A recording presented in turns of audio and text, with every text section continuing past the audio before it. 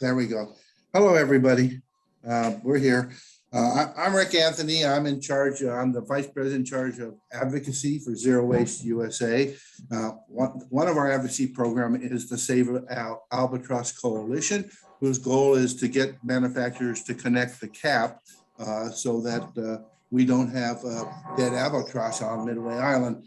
To speak today on this, it will be Captain Charlie Moore, who is representing our board of directors of the Save the Albatross and Argalita and the Moore Institute, and he's coming right back from Congress, where he's testified about marine debris and the problems. Our second speaker will be Lori Mendez, who is the director of legal affairs for Zero Waste for Save the Albatross, and she'll talk about some of the issues on affecting this marine debris. And then finally, Heidi Solba calling in from Estonia to talk about the Let's Do It campaign, which is mobilizing tens of millions of people in September to clean up litter and brand it. And I think we're ready to go. So Charlie, straight from Congress, what's going on?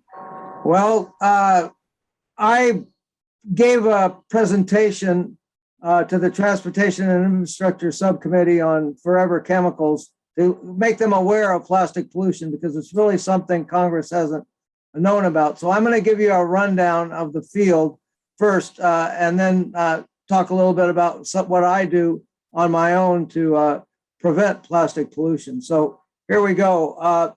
Honorable Chair Napolitano and Ranking Member Rouser, plastics, the giant molecules that have come to characterize the modern age, are not well understood by the average citizen. We Americans love stories of explosive growth that leads to expansion of our economic base, and that plastic story is easily told.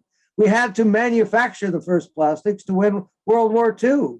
After the war, new mass-produced plastics replaced traditional materials, and because of their infinite moldability, became the designer's dream that ushered in the throwaway society. And boy, did we throw plastics away. That story of plastic is a bad one. I wish the Ellen MacArthur Foundation's estimate of an ocean half plastic, half fish by mid-century in just 29 years was alarmist propaganda, but it's based on peer-reviewed science. So is the estimate that we breathe in 16 bits of plastic every hour, a credit card's worth every week. Synthetic polymer litter and dust are different from their natural cousins because of their endurance. Even when they break apart and appear to go away, they persist as tiny microplastic pieces. Since I discovered these microplastics in the Great Pacific Garbage Patch in 1999, 6 times as much as the associated zooplankton, I have been writing and lecturing on plastic use and waste. The topic has little political baggage. No one has suggested to me that vagrant plastic is a good thing for our environment, and it would be nice to see more. For today's hearing, my goal is to explain how waste plastics, from the molded chair to the crispy chip bag to the broken down microplastic particle, constitute serious impairments to land, air, and water quality, public health, our communities, and threaten the health of the biosphere itself. Every year we make more plastic than the weight of the Earth's human population, and as much as a third of that goes AWOL. For the ocean, a dump truck full goes in every minute. Many plastics are made from harmful monomers such as styrene, vinyl chloride, and bisphenol A. A small percentage of these remain as free monomers even after the majority has been chained together by industrial polymerization, and these free monomers can leach out. Also, the monomer additives in consumer plastics can leach into things that touch the plastic. Flame retardants, UV stabilizers, softeners, colorants, biocides, blowing and foaming agents, all these are mixed into the resin of the plastic. There may be a dozen or more, and they can be half the weight or more of the product. Coming into contact with such products allows these chemicals to enter your circulatory system. One of the most studied of these endocrine disruptors, or gender benders, is bisphenol A. Bisphenol A was among the endocrine disruptors selected by the Endocrine Society in a detailed 2012 explanation of how they exploit sensitive hormone systems. BPA and similar molecules derail normal cellular function, organ development, and behavior, especially during fetal and neonatal periods when babies are very sensitive to chemicals that alter hormone signaling. This results in damage to brain development, reproduction, the immune system, cardiovascular system, and metabolism. The volume of laboratory studies on BPA numbers in the hundreds, and the list of associated human health problems reads like a catalog of modern Western diseases. To highlight one, changes in mammary glands leading to the epidemic rise in breast cancer were viewed as conclusive.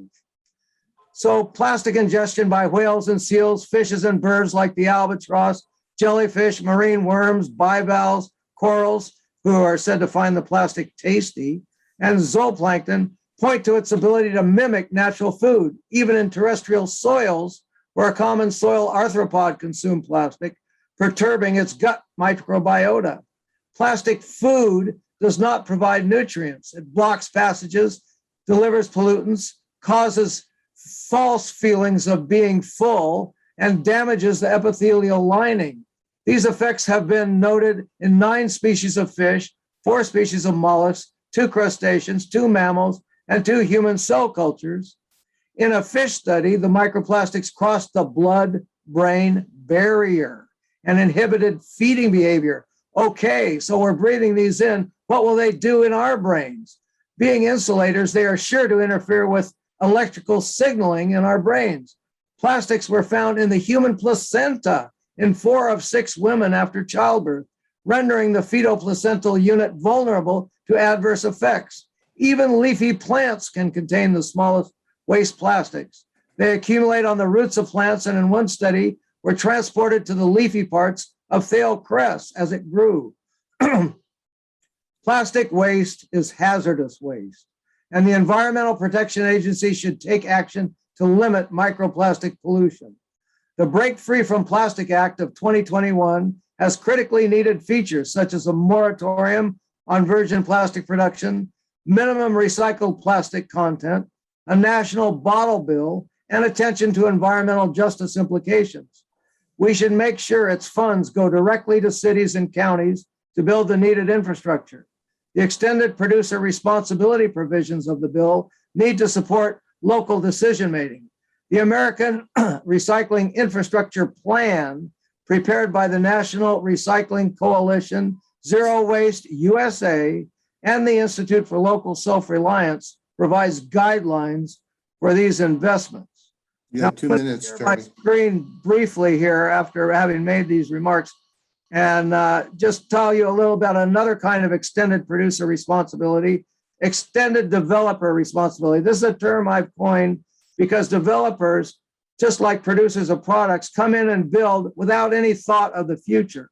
And I am going to demand no increase in urban density without a corresponding increase in urban agriculture, because urban agriculture allows us to have our food without it being wrapped in plastic. My neighbors come to my home and pick up their produce and carry it home in a basket. Okay. I've made my backyard into an urban farm. Home is where the Kubota tractor is. That's my motto. Look at the productivity we've got here. It's incredible. This is just one Sunday afternoon. I'm open from 10 to 4 on Sundays because I have another job, full-time job, but on 10 to 4 on, depending on the season, I sell taro, chayotes, guavas, bananas. I've got tomatoes, beans, cucumbers. So all of these things contribute to local urban ag, which we think should be part of the solution. And I started the Gladys Avenue Urban Farm, gave talks there, and united these themes of plastic in the ocean and urban agriculture. Hey, okay. Hey, Charlie, you can give this one for the Cool Now presentation, which will be a plenary. I appreciate your input. Now I want to move on to Lori Mendez, if I could. Thanks, Rick. Thank you, Charlie. I'll stop sharing my screen. Lori, you're on. And you're mute. You're mute, Lori. You got it. Lori. Yep. Thank you, Charlie, for always a hard act to follow. Thank you, Rick. I am Lori Mendez. I am legal counsel, Lori the lawyer, legal counsel to Save the Albatross Coalition. I'm zooming in from Maui, Hawaii. So aloha to everyone. And as many of you may know, just north of this island is Papahana Mokuakea Marine National Monument, and Midway Atoll sits in that within that marine protected area. And on the Midway Atoll is our namesake, the albatross, and that is really who we work for. The albatross, who many of you know, feed their babies. They fly around for years, but they land to have and rear their chicks. And a lot of them are on the Midway Atoll. They feed their babies things that float on the Pacific Ocean, and that includes, unfortunately, bottle caps, and red particularly, and Coca-Cola bottle caps. So today I'm going to be talking to you about, well, I should say that we did, as Save the Albatross, reach out to Coca-Cola, PepsiCo, and Nestle, and we sent them a letter asking that they please tether their caps to the bottle. That request was met with no response. We have since asked the state legislature, thank you, this was back in 2020, and we previously sent a letter years before asking them also, giving them the facts that they are well aware of, very well aware of. They know, of course, that they're polluting with plastics, and yet they go on doing so and trying to make their image look good in the process, somehow duping customers into thinking they're doing the right thing by throwing their bottle in the blue bin and all is well in the universe, when we all know it is far from that. We've tried to ask legislators in California to sponsor legislation. So far that hasn't worked. So here come the lawyers and the lawsuits, and we're going to see about efforts made in the past decade to try to hold producers responsible for bottles and bottle caps and other plastic items. So here we go. Hold on to your seats, because I'm going to try and give you a summary of 29 cases in just about 5 minutes. So here we go. Working within the confines of the current state of the scientific and medical evidence, all 29 civil cases that I will be discussing have been brought with the intent to protect California consumers from unlawful, deceptive, and unfair practices. In plain English, greenwashing, by bringing defendants into compliance and having them pay fines, costs, and fees.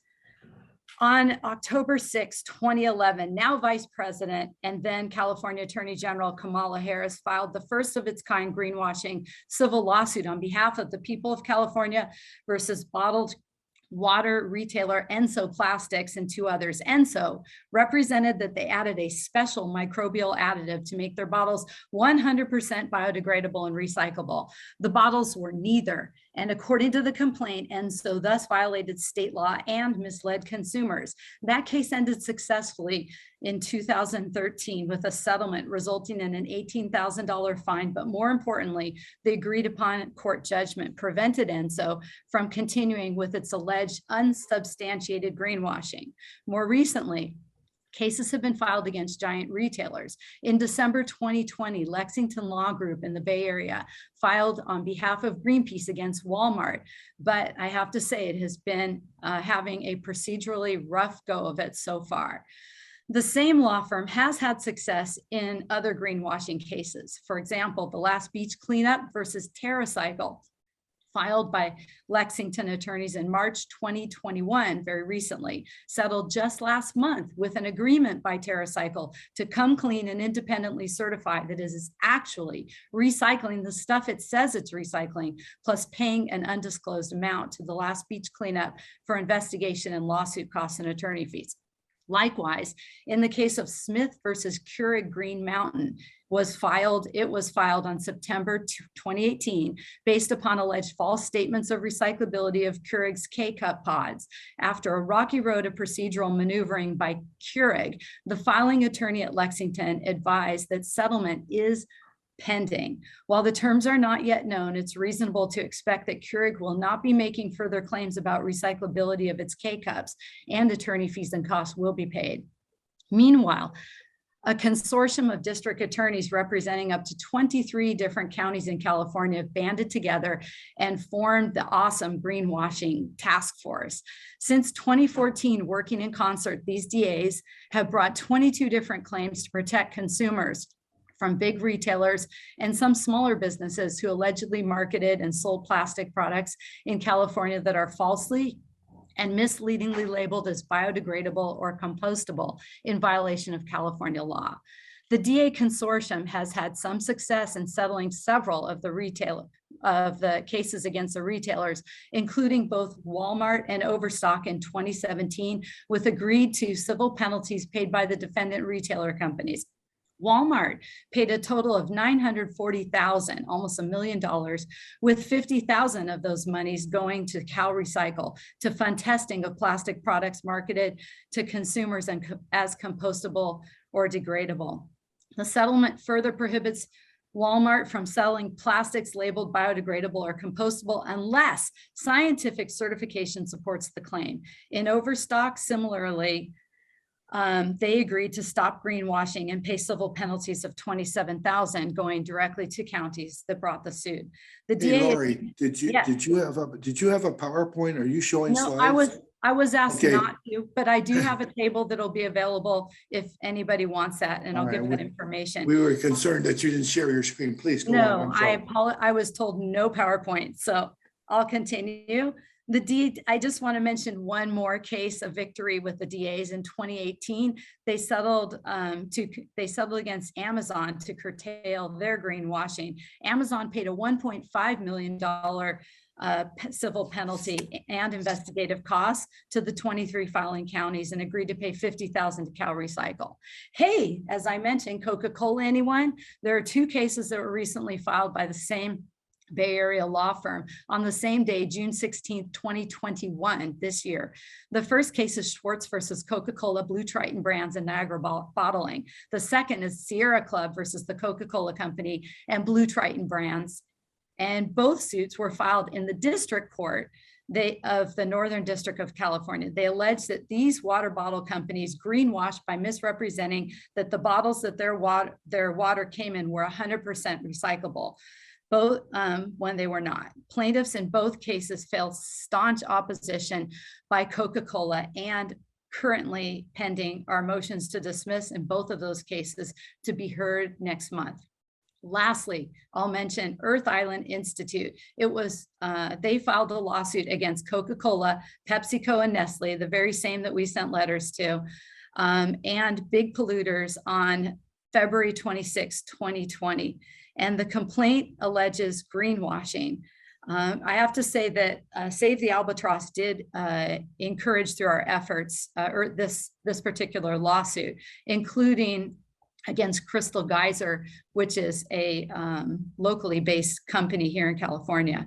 Further, the lawsuit alleges that the plastic packaging from these companies in the environment is a public nuisance, and it asks defendants to clean up their mess or pay money to do so. Defendants unsuccessfully tried to remove the case from Superior Court, thought to be more favorable to plaintiffs, to the Federal District Court. And so that was a victory for Earth Island, so they can get on hopefully with the substantive aspects of the case. Well, people want to know. Underway with procedural motions pending. Woo. Thank you, Yeah, Lori. that was 29 minutes. I will put in the chat my email address. If any of you would like further details of these cases, please do reach out to me via Save the Albatross Coalition, or again, my email that I will add. Mahalo and mahalo for your efforts. Thank you, Lori. Malama Honua, taking care of and protecting everything that makes up the world. Thank you. So next up is Heidi Soba. She's the executive director of Let's Do It. And what excites me most about what Heidi's doing is she's mobilizing hundreds of millions of people into recognizing the problem. Heidi, it's all yours. You want to share your screen or you just talk? We don't care either way. We can look at you just fine.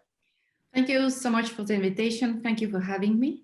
And I'm sharing the slides as well, just to show what is it at Let's Do It World and what we are doing. Go to the, yeah, there you go. Perfect.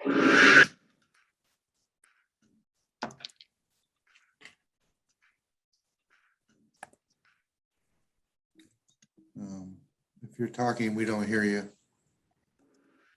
Just a second, I will go to the next slide, which is here. So yes, I'm Heidi Solba. I'm actually a president of the Let's Do It World and serving the global network worldwide. But also, I also want to say why we are working and who we are. So we do believe that huge thing is a belief for the humans into the idea that actually we can change the world, we can change the humanity.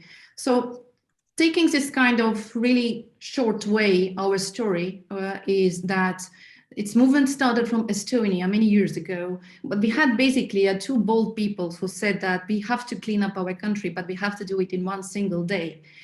And this idea brought together many of the people around Estonia, and we clean up our society and our environment just in one day, but we engage 5% of the Estonian population. And it spared from the government 22.5 million euros instead that of having this old community who are working for the common purpose. And our preparation time for that was actually 6 months of the best experts of Estonia, instead to having a governmental preparation time, what could be 3 years. So this is the power of the society. This is the power of the humans. And this kind of model actually had quite a many followers in the world. But we understood that in 2015 or 2014, we understood that this kind of model by bringing people together in one country is not working enough, because the population is growing, the global consumption is growing, the pollution is growing, and we have to do something really drastic. So instead of having a model, one country, one day cleanup, we had an idea to have about the World Cleanup Day, which is engaging all the world in just one single day and having together like a magical 5% of the population to come out and to work on their environment. This 5% is really crucial. Today we can talk about 3% because 3% of the engagement of the population have been proven focal point, which is making this kind of change in society. And this is exactly what we need. We need awareness raising. We need a changing in behaviors. We have to collaborate cross-sectoral way. And this is exactly what the World Cleanup Day is doing. So we made our first World Cleanup Day in 2018. We engaged 157 countries, 17 million people, which is not 5%, of course, but we had still this kind of shift in many countries. As the first World Cleanup Day was really, really great.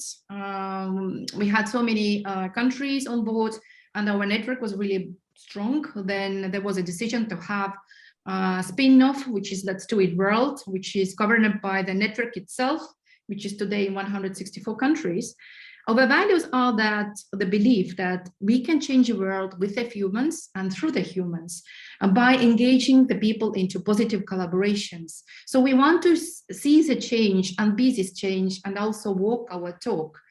And of course, this kind of work is 24/7 and it's have to be super persistent. If you want to change the world, then you sometimes have to work out of the comfort zone. Definitely, it's not the most better way to do it, but you have to be persistent. So Let's Do It World vision is healthy and clean world. And as I said, if you talk about the values, we want to work together. We want to do it really positive way with the humans. So our World Cleanup Day, we can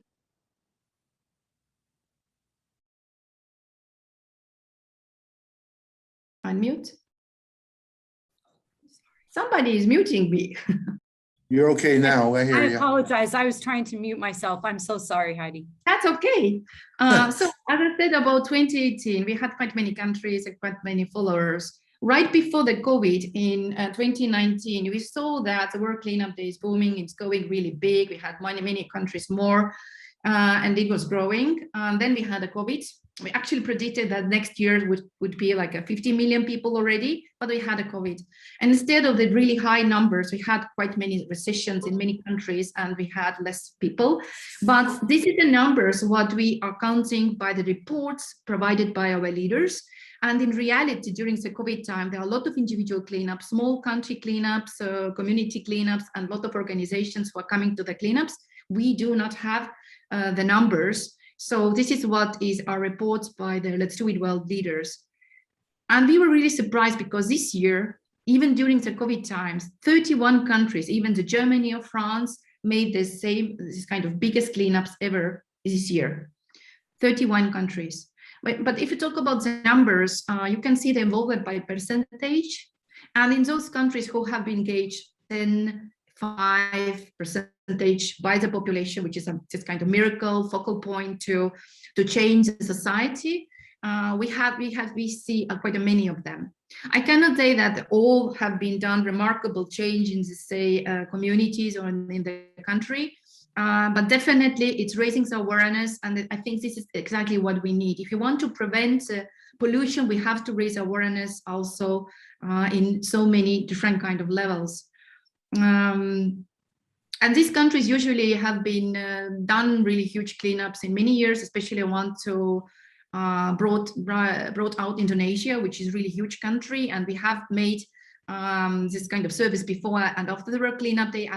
We have been witness a change in societies about knowledge, what is a waste and how to prevent it. So 191 countries, 60 million people during the 4 years.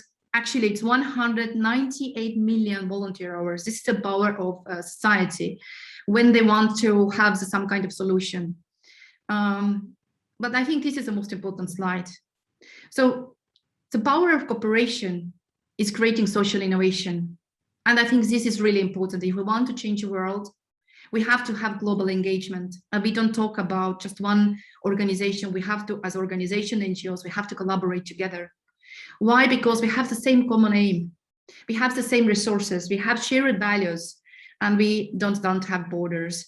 Pollution doesn't have any borders. And so the humans don't have to have borders if we are working together. When we start to share the action, then suddenly we understand with all the stakeholders that it creates a social inclusiveness. It's changing the society because it's bringing shared responsibility. And I think that if the people already have been in cleanups, this is my personal understanding as well, my personal experience, in the moment when the adult person is going to action, and it does also have emotions, then the adults are changing. They are not changing by reading, by looking documentary. No, they have to go through the body, then they are changing. And that's why we talk about magical 5%, even 3% engagement to any kind of activity. It doesn't have to be World Cleanup Day. It has to be any kind of activity toward environment. And from that point, we are catalyzing the cooperation. We are catalyzing cooperation between different kinds of stakeholders. So if we talk about the World Cleanup Day, it's not just one action what the Let's Do It World is doing. The biggest asset in Let's Do It World is its network, which is working on the common strategy. Simply the World Cleanup Day is the biggest event what we are doing. It's our flagship campaign. It's bringing people together and creating a momentum which is catalyzing the process of social innovation and cooperation over or different kind of stakeholders. This is the most important because from that point of further, we can go to their different kind of projects. So in Let's Do It Well, we are starting with the youth movement. This is actually initiative from our young people inside the Let's Do It World. We are working with communities with better waste management. We are working with segregation composting. We are doing webinars. We are doing also trainings for the corporates, doing community-led projects. And I think really important, and I'm really glad that we started with sustainable environmental educational program in Africa, currently piloting in Namibia, and then we want to have it in other countries in Africa. Well, thank you, Heidi. We're out of time. Did Yes, you wanna and make one last last slide. sentence? 2021 was a record year for World Cleanup Day. People from 191 countries turned up to clean nature and communities. Millions of people from all walks of life said enough of environmental doom. We collected cigarette butts, plastic litter, engaged in digital and physical cleanups, collected and counted, sorted, composted, and recycled waste. Change for the better happens through the people, and the people showed up. From the beaches of Brazil to the mountain ranges of Nepal, from the streets of Paris to the parks in Hong Kong, from the bottom of the sea in Mauritius to the streets in Georgia, we are committed to the waste-free future of our planet. Do not miss out on World Cleanup Day in 2022. Join us on the 17th of September. All right, thank you, Heidi. From the beaches of Scripps Ranch, we were out there picking up litter. All right, back to the main session. I appreciate my panel. You did a great job. Thank you so much for being involved. Thank you. Thank you. Back to the main session now.